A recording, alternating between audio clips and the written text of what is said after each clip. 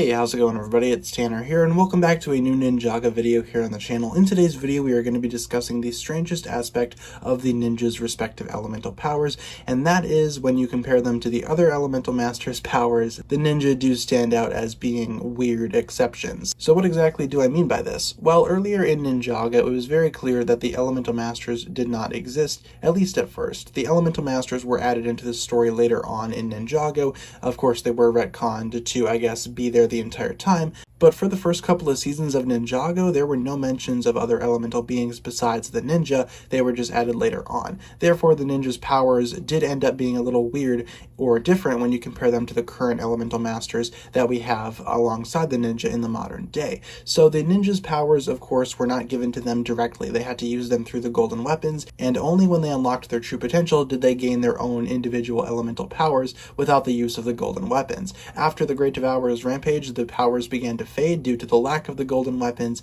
and they ended up just losing them altogether. Now this is similar to other elemental masters. All elemental masters, according to what Sensei Garmadon said in season 4, do need to unlock their own true potential in order to gain their own elemental powers. That's pretty much consistent, but there's no mention of the other elemental masters losing their powers immediately after they gained their true potential. It really hasn't shown up in other elemental masters. It very well could have, but in the case of the ninja, they didn't have their powers. They were only able to regain their powers through the Temple of Light, and once again when Lloyd split up his golden power, therefore giving the ninja finally their own elemental abilities. The other elemental masters really don't have to do that. They don't have to travel to the Temple of Light to gain their powers, and they really didn't have any problems, I guess, losing their powers in the first place. So why is it the case with the ninja? In my opinion, it's just because they hold the primary elements of Ninjago. In Ninjago, there exists something called a primary element and a secondary element. The primary elements are, of course, fire, lightning, earth, and ice.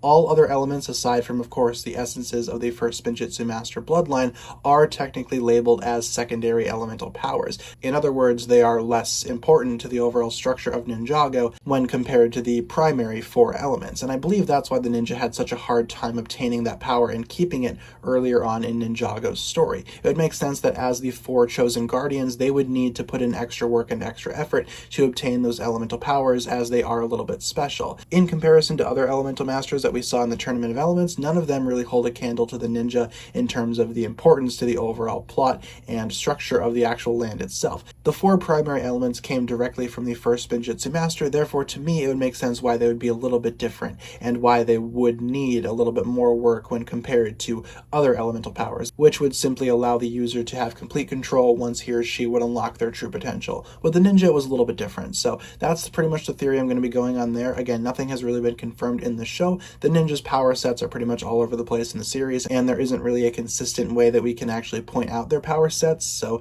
for the time being, this is the best we got. I personally feel like it's just because the ninja's elemental powers are more important than the other elemental powers, therefore they require a little bit extra maintenance and require a few extra steps to completely contain.